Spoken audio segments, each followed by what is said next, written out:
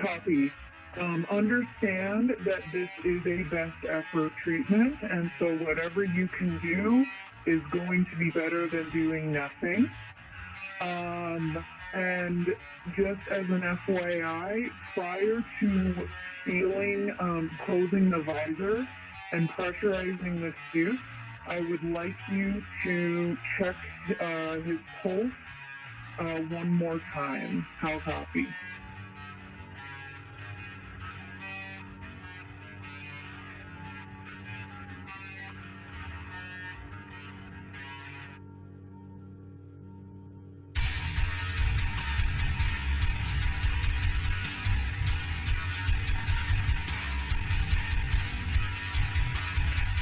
Correct, yes. That would be, actually, since you're on this call, how much oxygen do we have remaining in minutes? Perfect. So, yes, then I would like you to have 100% O2 flowing via mask while you get the suit on. Prior to closing the visor and pressurizing, I'd like you to do a pulse check one more time, and then step into 5.180. Section 3.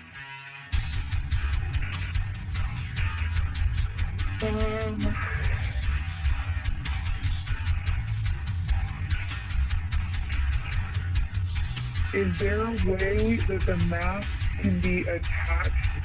So is there a way that we could get the suit over the head, have the visor open, and put the mask at least close to his face while you finish sealing up the suit, or is that not feasible?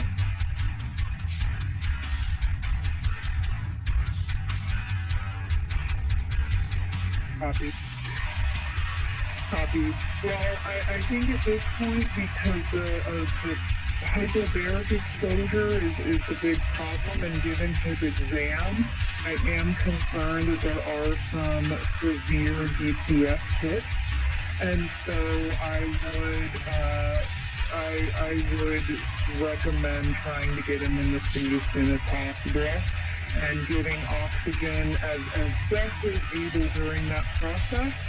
But the best thing would be to get him in the suit ASAP.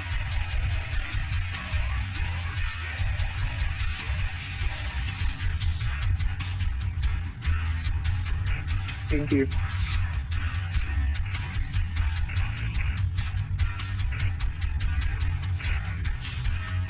And fifth, we are okay to deprivatized at this time. Just as a FYI for you, I am still about 1 hour out from NCCX. Unfortunately, we will need to keep doing the phone situation until I am able to be there. I am currently stuck in traffic. I can, while we don't have other flight surgeons on call, while I am stuck in traffic, I can reach out to see if there's anyone who can get there sooner than 1 hour. That being said, there really isn't anything we could do in person that we can't do over the phone at this point, unfortunately. The prognosis for Commander is relatively tenuous, I'll say, at this point, to keep it generic. So one thing, I don't know if you got this message before, but I did find through Dan, I did find a hospital in Spain that has critical care facilities and hyperbaric treatment facilities. Would you like me to give you that hospital and their phone number again? Okay, so that is San Carlos, SANCARLOS,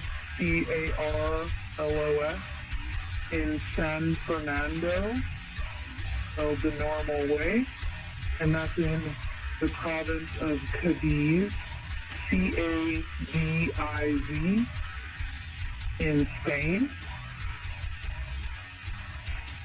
And that phone number is country code 34956 3419043. Again, that number is country code 34956819043. How copy? Copy. In the meantime, I will continue my trek in. Otherwise, I will see if a flight surgeon can be there sooner. And then you are free to call me with any updates or any changes. If the crew do get suited and start the treatment and they make a call down, I would request to be updated at that point. No. Bearing the words, yum yum. Lo que decía esta joven al momento que estaba protagonizando su escándalo en plena vía pública. Adelante.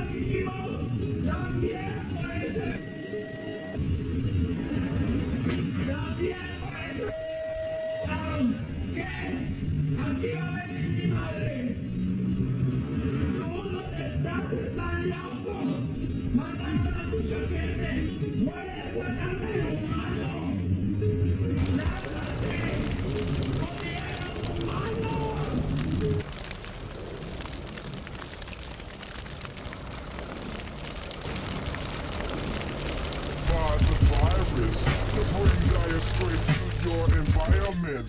Crush your corporations with a mild touch. Trash your whole computer system and revert you to papyrus. I would have devised a virus to bring dire straits to your environment.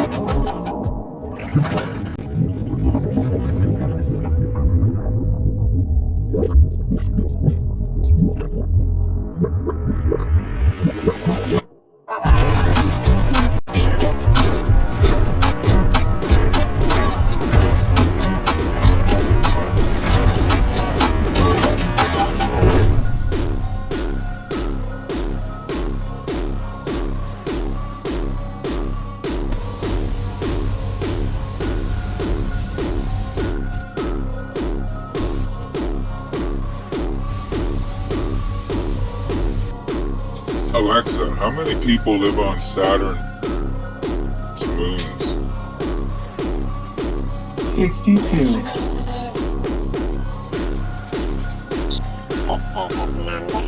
Alexa, what are the major imports and exports of Saturn? From fandom.com. Saturn has been a source of helium-3 fuel for nuclear fusion and terraformation machines since 2129, and its moon Titan is mined for hydrocarbons since 2092. 2,129, that's 2129, dude.